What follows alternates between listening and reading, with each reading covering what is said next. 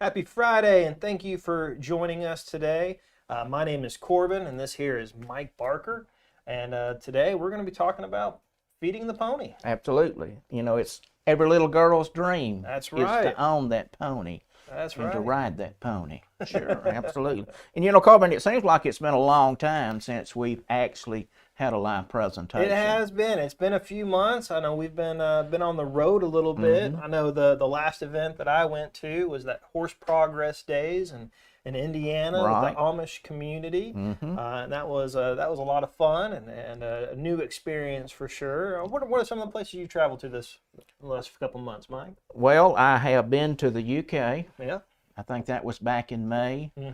And we started out in Cincinnati, I think, in January. Yeah. and then from there, I've kind of lost track of where we've been. But it seems like we've been around the world at least twice. That's right. That's right. Yep, well, we're slowing down a little bit. So Yep. we are planning on getting back into these live events, of course, kicking it off with this one.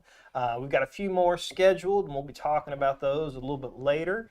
Of course, we will have our grand prize giveaway that we usually host with these live events. The link to follow that is scrolling underneath you. It's that lifedata.live/win. You can enter that at any time, but to get those extra points, you'll need to wait till the end of the presentation after we give you the keyword. On top of that, we thank you for joining us again. In the comments, let us know how many ponies you have or how many horses you have, where you're watching from, and don't forget to, of course, like and share this post or this video. That, of course, helps us, and it helps us reach out and share this information. That's very important. It is. So, I know right now, especially in that pony population, there's a lot of people dealing with metabolic syndrome and Cushing's and Laminitis and insulin resistance. Is a big problem right now for that pony community. It is indeed, Corbin. Sure, absolutely. And of course, if you've got any unique situations, we'd love to hear from you when it comes to your pony or whatever. And if there's anything that we can do to help from a nutritional standpoint concerning your pony or your horse, we're here to do that at Life Data Labs. So absolutely. Feel free to contact us. Absolutely. Our contact information is also scrolling underneath you in the green bar. You can always email us at cservice@lifedatalabs.com or shoot us a message here on Facebook. I know we're also streaming not only on Facebook but on YouTube, so we're going to be watching two different comment streams, and so if we're a little bit slow to answer someone's question or we don't see a question, always feel free to message us and we'll be happy to answer that. Sure. We will be answering attendee questions, but we'll probably hold on to those till a little bit later into the presentation, at the end of the presentation, just so that we don't, a lot of your questions we're probably going to answer, or hopefully we'll answer. So at the end, we'll open that up and let everyone drop in their questions, and we can tackle those. Right. Well, Mike, I know again we got a lot of people waiting on us, and people watching from all over the United States, and even a few Europeans here. So let's jump into this presentation. Like you said, we know that a pony. You always hear that's the little girl's biggest dream is the pony, and of course we've got a lot of people here owning ponies. Can we talk about some of the different breeds that we have? Oh, we can. In fact, until I'd done some research on this, I had no idea that there's at least 150 plus different pony breeds around the world. I had no idea, whatsoever. And of course, some of these are from different parts of the world. We know that. A lot of these are from England. You have the Fell pony, you have the Hackney, you have the Welsh, the Old English Black, the Shetland is what we're kind of familiar with here in the U.S. Absolutely. The Exmoor and the Dartmoor as well. And there are many, many others. I couldn't list all 150. And we have some breeds that are extinct at this point in time as well. And one of the things that I really found interesting when it comes to how the ponies ended up with their particular name, a lot of times it goes back to the country or the region of the country where that breed originated and where that pony inhabited that particular area there. So I found that very interesting. For example, the Fell pony actually originated out of northern England there in that particular area. So, and that's how it's got its name, and that's how a lot of the ponies ended up with the name today as well. So Absolutely. yeah, sure. Well, it might seem a little bit silly, but can we talk about some of the differences between the pony and the horse? Absolutely, and let's do that. Of course, one of the obvious things that you can see on the screen, number one, is size. Yeah, Okay? absolutely. Of course, that's the obvious thing there. And if you have a pony, and if you're competing in whatever discipline that might be, they're going to set the standards as far as the official height of what they call a pony. Most of the time it's going to be somewhere around 14 hands, 14.2 at the most. So anything under, say, 14 hands, we will classify as a pony. Okay. And so that's the biggie there is, number one, the size. Okay. Of course, we have the mini as well. And when we talk about the mini, we don't call it a mini pony, we call it a mini horse. Okay. And typically a mini is essentially anything under about 33, 34 inches in height at the withers. And then once we get beyond that particular measurement, we fall into the pony category. And once we get above the 14 hands, we're in the horse category then. Absolutely. So that's one of the differences there in itself. But when we take a look at the pony, you know, versus the horse itself, there's a little difference in temperament there, personality, okay? The pony is very sturdy built. A lot of times they're stocky. They're very thick. They're very muscular. The pony is also going to mature much quicker than the horse is going to as well. The pony is very strong for its size, and its hair coat tends to be thicker. The mane and tail tends to be thicker and more coarser as well in the pony. And we might ask, why? Why this in the pony versus the horse? And I would suggest, number one, that it goes back to where that breed originated, and a lot of times it would have been in a cold, harsh climate. And from that standpoint, we have the thick hair coat and we have the extra mane and tail for warmth during the harsh winter months or whatever. When we take a look at the feet of the pony, a lot of times the hooves are going to be much tougher versus the horse. That pony is going to be heavier boned. It's going to be shorter legged as far as the proportion to the body of the pony itself. And a lot of times a pony is going to claim that you haven't fed it. In other words, it's searching for something to eat just about all the time. Say, okay? And of course, with that being said, it's very easy to overfeed that pony. And that creates a problem in the pony world today when we do that. So that's some of the differences when we compare a pony to a horse itself. Well, I'm glad you brought up some of those feeding the pony there, because of course that's what we're concentrating on, and that's what we're going to talk about, those concerns regarding feeding these ponies and what's going on with their diet and those nutritional needs. But can you talk a little bit about the difference between the nutritional needs of a horse versus a pony? Yes, and there is a tremendous difference there. Of course, they're out of the same species, number one, okay? But when we take a look at the nutritional needs of the pony and compare that to the horse, they're not the same, okay? Now, the big difference from a nutritional standpoint, of course, to have a balanced diet, we have to feed enough protein, we have to provide enough energy and calories. The pony and the horse both need certain minerals in the right proportion and ratio to each other. They both going to need certain vitamins as well, and then they're both going to need certain amino acids. But the big difference is going to fall in the energy level, the amount of calories that pony needs on a daily basis versus the horse itself. Okay? Absolutely. So our goal, number one, is to provide a balanced diet, and it's going to involve all those particular areas that I just mentioned. But when it comes to the energy part and the calorie part, it's extremely important when it comes to feeding the horse itself. In other words, a ration that we feed to a horse that would literally starve the horse to death would be more than sufficient for the pony to thrive and be energetic on. That pony has the ability to do well on less fuel, energy versus the horse itself. That pony also has a slower metabolism. And we're getting to the point that we're going to cover here in a few minutes as well, okay? Yeah.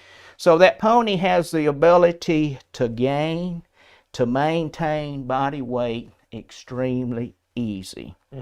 Ponies are much more metabolically efficient when it comes to the horse there. And sometimes what we would feed our horse is not suited at all for the pony itself. So that's some of the differences from a nutritional standpoint between the horse and the pony. Absolutely. I think the big point is that basically they gain weight extremely easy there. And we have to really be concerned with the caloric intake and the energy that we're providing the pony. Absolutely. Okay? Absolutely. Well, I mean, not to be, of course, judgmental here a little bit, but I know that when I see a lot of pictures of ponies, they're all going to look very similar to our next slide that we've got. Sure. Which is going to be that pony is obese. That's right. And that's our problem today. Not only with the pony population, but also with the horse population as well. In fact, we know that there's anywhere from 45 to 50% of the horse population that's overweight. But when it comes to the pony, this is a problem, okay? And we know that it's estimated that right at 70% of the pony population is overweight. Oh, wow. It's obese. It's obese, okay? And what causes that problem, okay? That's the question there. Absolutely. And so if we know what causes the problem, then we can address that issue and help remedy the situation. Number one, keep in mind that ponies are easy keepers. We've already made that fact. They gain weight extremely easy, okay? Another thing that you need to understand too is that pony is going to be less sensitive to the effects of insulin. Absolutely. Okay, when it comes to the store of body fat. All right? And when we have an obese pony, then that leads to other health issues. And we're going to talk about some of these health issues here in a few minutes as well. Another point that we've already mentioned on why the pony population is obese is from a genetic standpoint.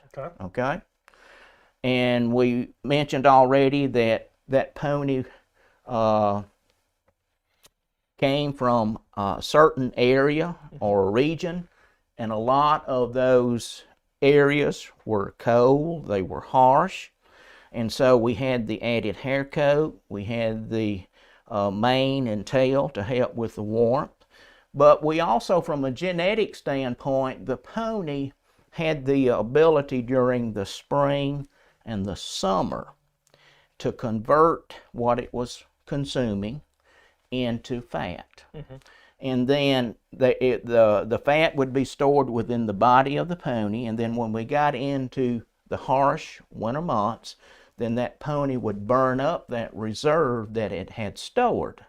And so it would go back to the normal body weight come spring of the year. Yep. And it would complete that particular cycle then. Absolutely. Of course, we have taken the same pony and we're feeding that pony year round. Absolutely. It doesn't have the harsh conditions where this excess weight was pulled off. So the weight is there, and we just keep adding to the situation if we're not careful. And of course, I'm afraid to say that we have this cute pony.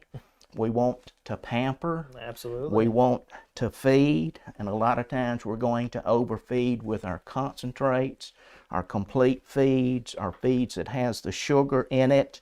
And of course, then we have the treats, such as the apples and the carrots, and we know the amount of sugar that those treats are going to contain as well.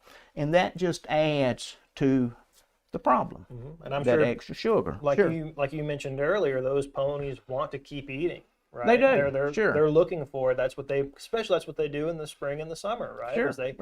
They thrived off of that, and as they continue to do that, we see it, and we, of course, give them more. That's right. More. Sure, absolutely. And of course, when a pony develops this metabolic problem that we're going to talk about here in just a few minutes, there's a certain hormone that's actually being released within the body of the pony that's constantly telling that pony that I'm hungry and I want something to eat. Absolutely. So, yeah. Absolutely. Well, Mike, what would you say is probably the biggest enemy of that pony that these pony owners need to be on the lookout for, need to be thinking of? Well, I think we have already pointed it out already, but calories and carbs is the enemy of the pony. And that's what we have to control. We have to control the intake of both of those. Of course, we also have to provide a balanced diet in providing the needed minerals, vitamins, amino acids, and protein that pony needs on a daily basis. Absolutely. Where we control the calorie and carb intake. But to me, that is the enemy of the pony today. Absolutely. And you might ask, well, what is the solution? Okay. Well, number one, we need to go back to the basic diet of the pony and of the horse. And the basic diet of both of those is forage, it's grass. But we have to be very mindful of the type of grass that we're allowing the pony to graze, the amount of grazing or the amount of grass that pony is consuming, the time of day that we're allowing that pony out on this green grass as well, because that grass has your fructans, it has your sugar in it, and if we don't control the grazing, then that pony is just constantly consuming the sugar. Absolutely. Okay, and it's adding to that obesity problem if we don't monitor that as well. And so we have to have a means of separating the calories from the nutrients that horse needs. So our suggestion to you would be to take a look at a forage or hay balancer. And we'll talk about one toward the end of the presentation as well. But with a forage or hay balancer, we go back to the basic diet, which is forage and hay. And then we're going to add the balancer to it to ensure that the daily nutrient needs of the ponies being met. Water and salt, and that becomes the diet of the horse then. Absolutely. Typically, when it comes to forage and hay, we're looking at anywhere from 1 to 2% of body weight on a dry matter basis that we're going to provide the pony daily. And of course, another thing that's very critical, and that is we've got to maintain proper body condition score. And of course, when we talk about body condition score, that was developed by Dr. Henneke out of Texas, and our body condition score is going to range from a 1 to 9. And of course, 9 being the extreme obese pony, And then we have another method called CNS, or Cresty Neck Score. Yep. And it's going to range anywhere from 0 up to a 5. I think we had that up for a second. We did. Let's go back to that, Will. Thank you very much. In fact, this is one of the better indications that's telling us the nutritional welfare of our pony, how fat that pony is, okay?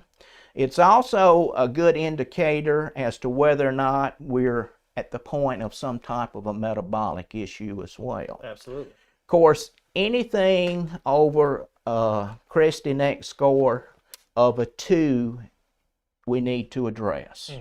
In other words, a 3, a 4, and a 5, then we have too much fat, we have too much finish, the pony is overweight, it's obese. And our goal is to get that excess weight off and get that pony back down to at least a 2 or lower when it comes to the CNS score itself. So if you look at a 0 there, there is absolutely no crest. We have a long, just extremely lean neck. When we get to a 1, we're still in good shape. We might have just a slight crest that's beginning. And then with a 2, we have just a little bit more. And as you get up to a 3, we have more of a crest there. And then that crest becomes thicker. If we were to take our hand and try to grasp the neck itself. When we get up to a 4, we've got more crest. And the neck itself is much thicker, and when we get to a 5, that's the extreme there. In fact, we wouldn't be able to actually get our hand around the neck of the horse at the very top there. And a lot of times with a 5, that's going to want to fall to one side or the other. And I think we've got one more slide, Will, if you'll bring it up. This is a very good example here of what we're talking about in an actual horse itself. If you see the black line there, that's what we don't want. We don't want that extra fat there that's accumulated. And what would you rate that one? From That was rated CNS of 3. CNS of 3. So we don't want that. We need to work toward eliminating that, getting the excess fat off the horse. And of course, that's, as I said earlier, is a great indicator of the onset of some type of metabolic issue, such as insulin resistance. Absolutely. And we talked about that basic diet of the horse, and I'm sure this is something we're going to talk, maybe a little bit more later on. But that's something that you can start before there's a problem. Sure. Right. It's not one of those, oh, I have a crusty neck now. Let's start that basic diet.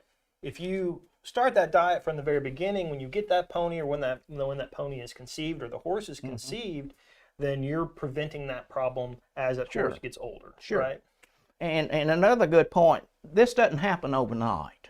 This is a process. Absolutely. This takes days to get to that point in itself. Okay. Absolutely. All right. And of course, I know we're in the summer right now, but in past live events we've talked about how the winter time is a great opportunity for you to remove that weight off that pony with that natural diet. And in fact, the pony during the winter months is having to use up that excess energy or that body fat for warmth, especially if you're in the colder area as well. So those ponies are built to burn that fat. That's right. Absolutely. That's the purpose in itself. Sure. All right. Well, I know, of course, as these ponies begin to get older and that weight begins heavier and the sugar builds up, they begin to develop these metabolic problems. They do. Sure do. So can we talk about, some of this EMS, what these pony owners can expect, what can be done, and kind of get into these issues? Sure. In fact, as you just mentioned, EMS, which is Equine Metabolic Syndrome, okay? And we hope that you never have to do with this.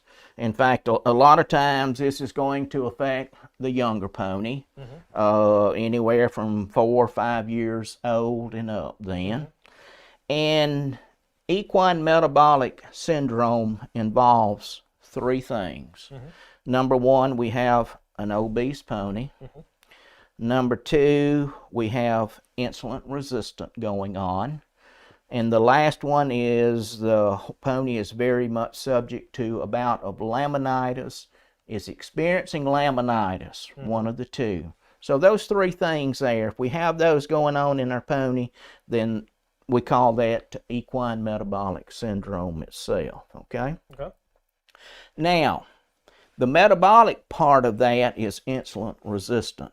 And basically that's a sugar problem, okay?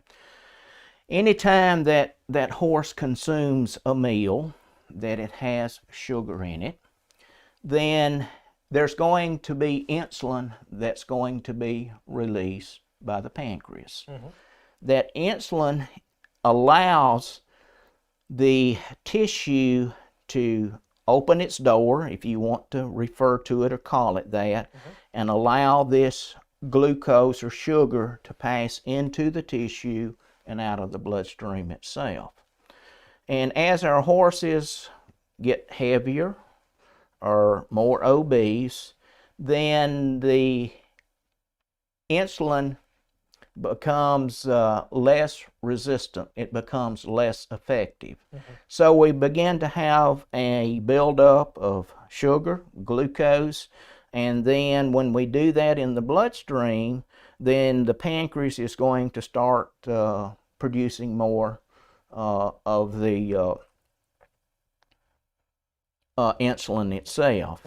And we end up with an extreme amount of insulin in the system of the horse itself. And what that's going to do, that excess insulin, is one of the triggers for laminitis.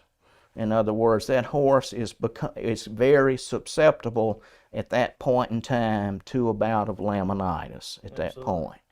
So that's EMS, that's insulin resistance, and if we don't maintain that, then we're subject to a bout of laminitis with that particular pony.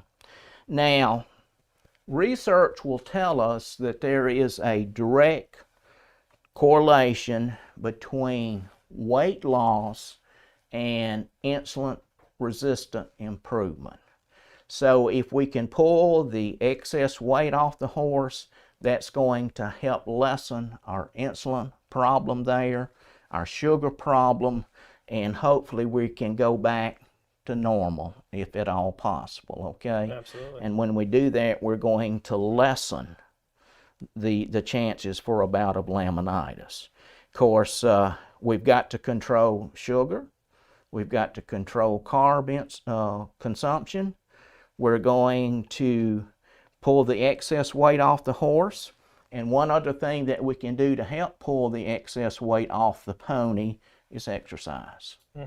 And with the pony, we have to be a little more aggressive than the horse itself.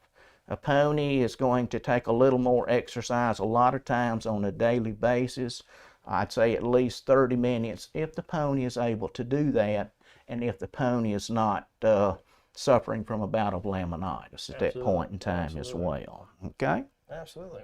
Well, before we move any farther, I'd love to hear from the audience and just see what kind of problems their ponies are experiencing. So, of course, we've been talking about EMS. What type of symptoms are you seeing? What type of problems have your pony been diagnosed with?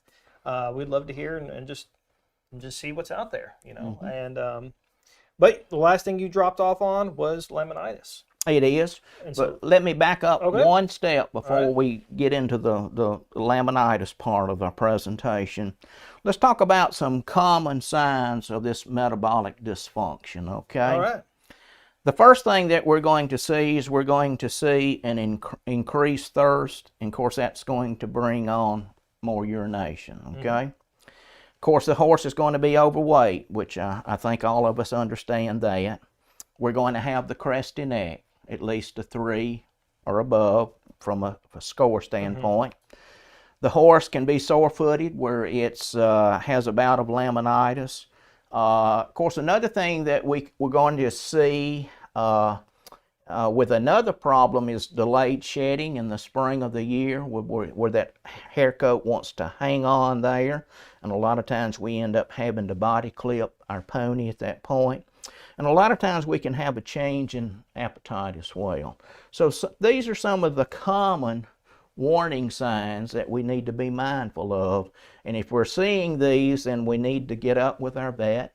We may need to have some blood work done and some testing done to confirm one way or another whether or not we have a metabolic issue in our pony. So absolutely. And so let's talk about laminitis now. Now, there are 3 types of laminitis. One is what we call sepsis-induced, and that means that the laminitis or the laminitic problem was caused from some type of an infection in the horse itself, sepsis-induced. There's a supporting limb case where we have an injury to one limb and the horse or the pony has to carry the weight on the opposite limb, and that was their supporting limb. And then the third, which is the biggest culprit today of laminitis in our ponies, is our endocrinopathic, meaning that we had some type of an endocrine problem that's causing the insulin resistant and that's causing the Cushing's disease that we'll talk about here in just a few minutes as well. Absolutely. Okay? Of course, anytime a pony is overweight, it's subject to laminitis. Anytime a pony is overweight, it's also going to be detrimental to the joints of the pony as well. There's going to be wear and tear to carry that excess weight. Also with laminitis, high levels of insulin, which comes about from the excess carbs and sugar, can contribute to a bout of laminitis as well. High levels of ACTH or cortisol that's being created if our pony has Cushing's is a direct link to laminitis in the pony as well. So those are some of the leading factors that would cause a laminitic bout in our pony, but it all goes back to calorie and carb consumption and controlling body condition score and CNS in our ponies. Absolutely. That's what it's about. Now, another big culprit, and Will, if you want to put up slide 7 for me, is this right here. Is this green, lush grass. Absolutely. And we've got to do a good job in monitoring the time that we allow our ponies to graze on this green, lush grass. And I will say this, there'll be certain ponies that won't be able to be on that green, lush grass because of the status of the metabolic condition that it's in, and also because it's probably had laminitis and has chronic laminitis. Absolutely. And we have to avoid that as well. I've even seen that in a few in the comments. People have got their horses on grazing muzzles and different things like that, trying to prevent that. Absolutely. In fact, if our pony is able to graze, as far as the time of the day, the early morning hours is one of the better times to allow our pony to graze on a limited basis as well. And what's in that green, lush grass is sugar and fructans, okay? And that pony is going to be a consumer of that. And if you allow that pony out there 24/7, it almost grazes 24/7, taking in the excess sugar and the fructans, which is going to add to the obesity problems a lot of time in itself, okay? Absolutely. And again, a lot of that's just, again, them preparing for that, for that winter. They're just naturally trying to build up that fat. And so it's just kind of their nature. It is their nature from genetics itself, right? So we need to, if we have a pony, and this pony has never been turned out on this green, lush grass, then we're going to do that very slowly. We're going to introduce that pony for just a very short period of time and get the pony. and then we're going to gradually increase our grazing time as well. If that pony has a problem in consuming that green lush grass, another thing that we can do is we can allow that pony to fill up on hay first, so that that pony doesn't have the tendency to overconsume that green grass as well. And of course, the problems with the overconsumption of green grass and that excess sugar, number one is colic. We don't want to have to deal with that. The next one is laminitis or founder, and we don't want to do with that. Of course, the consumption of this green lush grass with all the sugar leads to our obesity problem. It leads to our metabolic issues as well. And so some of the things that, additional things that you've already mentioned would be a grazing muzzle. And we have research that will prove that if we have a pony fitted grazing muzzle, and that pony, even if it's out there 10 hours, it's going to slow the consumption. And with the muzzle, research showed that the pony actually lost weight, even in a situation like that. So each pony is an individual in itself, and you'll just have to see what your pony can or cannot do. Absolutely. And the biggest thing is just to limit the time the horse is grazing and the time that you're allowing that to take place as well. Absolutely. Well, is there any other pony health things would you like to discuss? There is, Corbin. In fact, one of the other things that I'd like to touch on just a little bit more too, before we get into the health of the pony, and that was Cushing's, or PPID. And with PPID simply stands for pituitary pars intermedia dysfunction. It is a hormonal problem. It's very common in our ponies today. Typically, it's going to affect an older pony, a pony that's say 15 and older a lot of times. And what we have is we have an enlargement in the central part of the pituitary gland that's affecting the adrenal gland, that's telling the adrenal gland to produce ACTH or cortisol.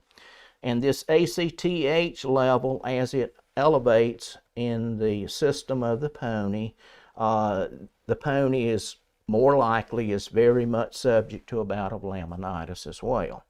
Of course, one of the most common signs of Cushing's or PPID in our pony is this long hair coat that doesn't want to shed in the spring of the year. And of course, you might ask, can a pony have insulin resistant and Cushing's at the same time? And the answer to that is yes, you can have both. They can be shared in the same pony. And we have problems when we do that as well. So a lot of times this started from the pony being overweight. We ended up with insulin resistant, and then in the latter years we ended up with the Cushing's disease. And of course, if you think your horse or pony has Cushing's, then your vet can do a test to confirm that. If it is confirmed that your pony has Cushing's, there are certain meds that you can put the pony on as well. And one of those is Pergolide or Percent that would be administered at that point in time. Absolutely. So, absolutely. But as we get toward the end of our presentation, one other area that I'd like to cover that you just mentioned was the health of the pony. All right. Okay. And let me stop you for 1 second. Okay. I've seen a lot of questions come in. We're not ignoring you. Here in a little bit, once we finish the presentation, I'm going to go through and scroll, and we're going to answer a lot of these questions and retouch on some things that we may have missed. So just be patient with us. We'll get to those questions here in a little bit. Just wanted to reassure y'all we do plan on answering these questions.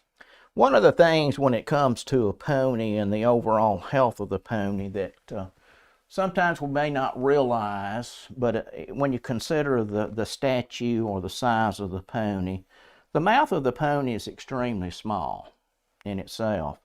And of course, one of the problems that we can have is a dental issue where we don't float the pony's teeth, at least on a yearly basis, and we end up with overgrown teeth. We end up with the spurs and the sharp areas.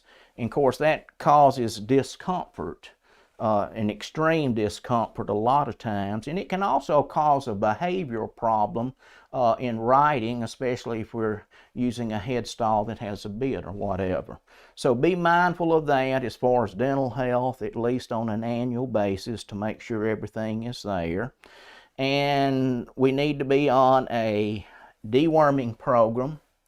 And of course, one of the best things that you can do is to get your vet to do a fecal egg count. And that way you'll know what's present as far as parasites, and you'll know how to treat that particular parasite that may be present there.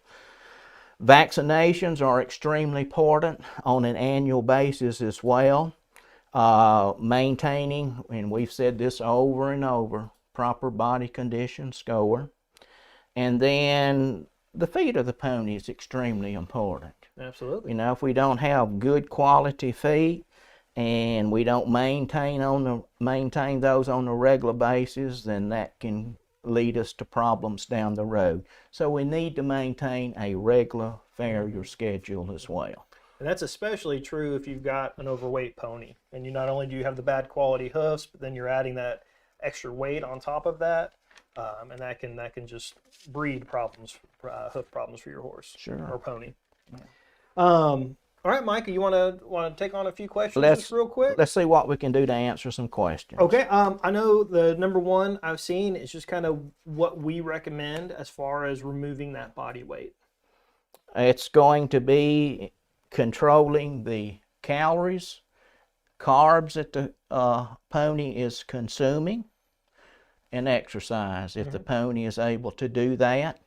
And of course, we'll go back to the basic diet, which are forage and hay at say 1 to 2% of body weight of the pony.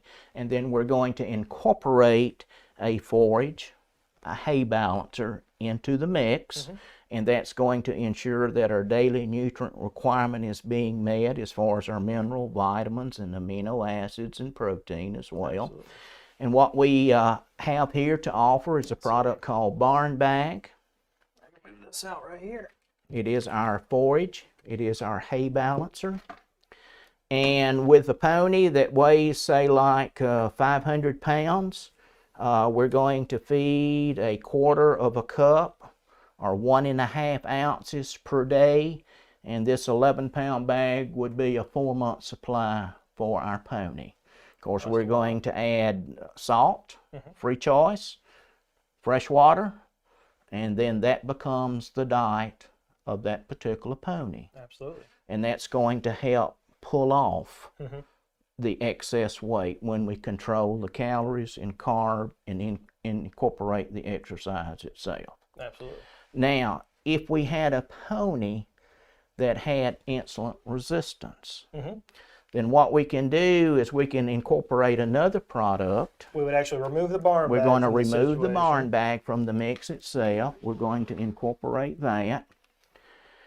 And that's going to address... This is our Life Data Insulin R formula. Right. That's going to address our insulin problem there. It's going to help with the glucose metabolism. It's going to help with the insulin action to help improve that glucose metabolism as well. It's also going to help in helping to pull off the excess weight from the pony as well. Since our insulin resistant pony is very much subject to a bout of laminitis, then we remove the barn bag and we're going to incorporate Farrier's formula to the mix. So basically we don't want to mix the barn bag and the Insulin R, but the Insulin R works fantastic with the Farrier's formula, and the Farrier's formula also works fantastic with the barn bag. So these two right here for that insulin resistant horse is fantastic. Sure. Will it help tackle any other problems besides the insulin resistance? So you mentioned earlier those IR ponies can have Cushing's on top of that, and also laminitis. Sure.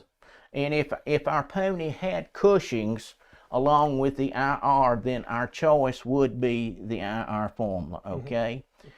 If our pony only had Cushing's and we were providing the meds, say Pergolide or Percent, we do have another additional product called the Adrenal formula, which is going to be a companion to the med itself to help maintain that ACTH level. And so what we're going to do, we're still going to incorporate Farrier's formula into the mix as well to protect that hoof capsule that's very much subject to laminitis. Absolutely.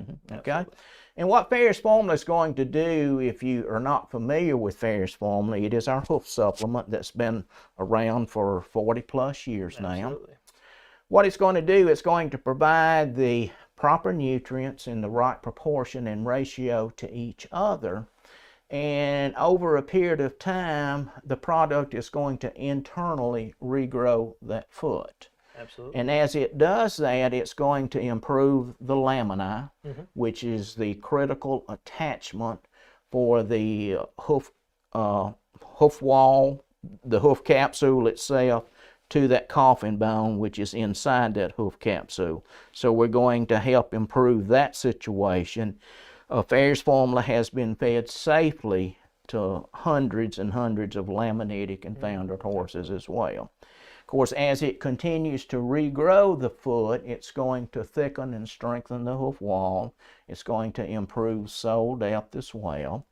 And anytime we have a good, healthy, quality foot, we're less likely to have our secondary issues such as thrush, white line, or wall separation as well. So it goes a long way in help preventing that. Absolutely. Yeah. Well, I've got these two products front and center. Let's talk about that grand prize giveaway. Sure. So during these live events, we always do, of course, a grand prize giveaway. And it is for the U.S. only. I know that we do have some European people watching today. Due to international giveaway laws, we're just unable to do this contest for anyone outside of the United States. Also, the Insulin R formula is currently only available in the United States because it is pretty brand new, and it has not gone outside of the United States. Anyway, we have the grand prize giveaway. The link is floating, scrolling below you. It's the lifedata.live/win. You can just open up your browser, put that in, hit enter, and it'll take you straight to the contest. There's a few things that you'll need to do: email address, sign in, so on. And of course, there's a couple questions and so on. But we're going to give away Insulin R and a Farrier's formula to one of the attendees today, one of the viewers. This contest is going to go all the way to August 4th, next Friday. Okay. So even if you're watching the recording, you still have a chance to enter. But we're actually going to be giving away 2 bags of the Insulin R because it's a 30-day supply, and where the Farrier's formula double strength is a 60. So 2 bags of the Insulin R formula with 1 bag of the double strength, which is basically going to give you well, for a 1,000-pound horse, a 60-day supply. For a pony, what is that? Well, you're going to get 4 months out of the double strength on a 500-pound pony, and 2 months. So with both bags, you would end up with the 4-month supply for the pony. Yep. So we're going to give away that to one of the attendees. Again, let's pull up the giveaway. Here we go. Again, just go to lifedata.live/win, and then the keyword is balanced, because that's what we've kind of been talking about today, is keeping that diet balanced and for your pony. So you can use, that's our keyword. That'll give you extra points into the entry to win. And of course, there's a few other things that you can do. One of the other things is signing up for our next live event, which is up on our Facebook, and we'll talk about that just in a little bit. So we're going to give that to one person, but we're also going to give away, let's move this over here, a double strength, a finish, and a clay to 2 different people. And again, this is kind of just our overall hoof quality, complete hoof care package right here. Of course, you got the double strength, which is the #1 recommended hoof supplement by Farrier's, only hoof supplement on the market to have white papers to it. and then of course the finish and the clay, which are hoof topicals, and combining those are, like I said, kind of does both internal and external protection for the hoof. That's right. So 2 people will receive that, 1 person will receive the other. And so again, you have till August 4th to do that, and then we'll of course notify everyone by email that had won.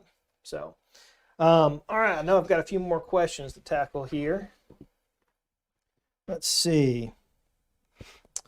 What is the recommended limited time on a pasture for a mini? On a mini, it depends on body condition. Number 1, body condition score or cresty neck score, either way that you want to take a look at that. And it also depends entirely on whether or not that mini has had laminitis or is experiencing laminitis. And if that mini has a chronic case of laminitis, then the time on that would be very, very, very, very limited on green lush grass. In fact, a pony or a mini that has chronic laminitis along with IR or Cushing's, we almost have to dry lot in a situation like that, because the least amount of sugar can worsen that laminitic situation. Absolutely. Absolutely. All right. Would it be appropriate to use the Insulin R formula for an overweight horse but not insulin resistant? In that case, you just want to use the barn bag. Yeah, you'd want to use the barn bag in a situation like that. Exercise and control your calorie and carb intake. Absolutely. On that horse there. Yeah. Yeah. The Insulin R formula, that's going to be for those horses who are again insulin resistant, or I think we've had some Cushing's disease, possible insulin resistant ponies and horses. That's where we're looking for the Insulin R formula. Where it's been confirmed. Yes. Yeah. So, yeah. All right. Can I pre-measure everything out the night before without any problems? My 4-year-old mare, big horse, and 22-year-old Welsh pony are currently on barn bag, double strength joint, and the Lamina formula for prevention. Yes, you can. Be no issue. I'd use some baggies or something like that. Seal that daily amount up, and you should be fine. Absolutely. Sure. And Smart Pack does carry a lot of our products as well. Right. And of course, they've got those little wells that are pre-done as well. Daily dosing. Daily yes. dosage, right. Yep. Let's see. Best grazing muzzle for a small pony. The best grazing, the only thing that I would share with you there is make sure that it is for a pony, and then it fits your pony. As far as brands and manufacturers, I don't know that. Absolutely. Let's see. There's one up here. Someone asked about the type of balancer. Of course, the balancer we'd be looking at would be the barn bag. Yep. And someone had a good, that last question we had, they talked about who was using the joint. The joint is also safe to feed alongside the barn bag and safe to feed alongside the Insulin R formula. It's basically has everything that the double strength has for your hoof, for the horse's hoof, but it's also got needed ingredients for that joint health. So it's basically 2 products in one. You got your joint supplement and your hoof supplement, but it reduces the risk of oversupplementation. Right. So that can be used instead of the Ferris Formula Double Strength. And if you're feeding a separate hoof supplement and a separate joint supplement, if you'll take a look at Ferris Formula DS Plus Joint, I think you're going to find it to be more economical from that standpoint as well. Not for sure what that one means. What is the... we would have to get Dr. Scott to answer that question for us. Okay, Rennie Bean, if you'd like to private message us your question, we'll have to get with our nutritionalist, Dr. Scott Gravely, to answer your question. Let's see, as far as maintaining healthy weight and joints, how would you rank the general health of horses versus minis versus ponies versus donkeys? Say that one more time, Carl. As far as maintaining healthy weight and joints, how would you rank the general health of horses versus minis versus ponies and donkeys? How would I rank the general health versus those different items there? Well, the pony seems to be a pretty tough creature in itself, depending, you know, because of where it originated and what it had to endure to survive, number one, okay? Of course, we also have feral horses as well, the Mustangs or whatever, that are tough, you know, and that have been incorporated into a lot of our breeding programs today. So I don't know that one has an advantage over another one, you know. Absolutely. Yeah, it just depends. Depends on the genetics and Absolutely so on. right. Sure. Yeah. Well, we're going to take just a few more questions. I know we're getting close to the end here, but let's real quick just pop up our next live event. On the question that was asked a while ago that we were going to refer, I think she was talking about maybe sugar content. And any of our products here are very safe to feed any metabolic horse, whether that's Ferris Formula, the DS Plus joint, or the barn bag. They're going to contain a minimal amount of sugar and carbs. Gotcha. Okay. Very little. All right. So that may have been what she was referring to. Okay. All right. All right. Let's put up the next live event. We're diving deep into laminitis. We touched on it a little bit today, but I, was going through the calendar, looking at some of the past live events we've done, and it's been about 2 years since we tackled and did just laminitis. So I thought it'd be great to do a refresher, and we're going to talk about managing laminitis. Your horse has got laminitis. What's the next steps? What do I need to do next? And so that's going to be August 18th. You can go to lifedata.live/event or just jump onto our Facebook page. It's pinned to the top of our Facebook page. Mark yourself as going so you can get all the notifications and you'll be notified when we start streaming. So that's the best way to know when we start is of course mark yourself as going. Of course, going ahead and registering for that will also give you extra points in this grand prize giveaway. So we hope you can make it on August 18th at the same time as usual, the 2 o'clock Central Time. We hope you can make it there. Sure.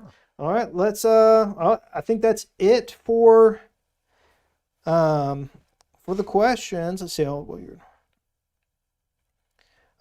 Someone wanted to know if we're going to eliminate the original formula and only produce the double. I think we'll always keep the original formula. Yeah, I think we'll always have the original formula. Now, the plastic pail may be eliminated at some point in time, but the 11-pound vacuum seal bag will still be produced. We usually recommend the double strength over the original, really just because of a per day pricing. Yeah. It's a little bit cheaper to feed the double strength when you're looking at the per day cost. But they both will what half a cup of double strength delivers, a full cup of the Ferris formula delivers. So essentially you're going to be getting the same. It's just really the amount that you feed. Sure. So all right, well that's it for us. Thank you again for joining us. Again, if you're watching this as a pre-recording, you can still have a chance to enter that grand prize giveaway. We've got till August 4th, so you've got about a week. We hope everyone has a wonderful weekend. And if we did not answer your question, or if you have any other questions, please private message us here on Facebook or send us an email at cservice@lifedatalabs.com. Thank you very much for joining us. Thank you. And we hope each of you have a great weekend. Absolutely.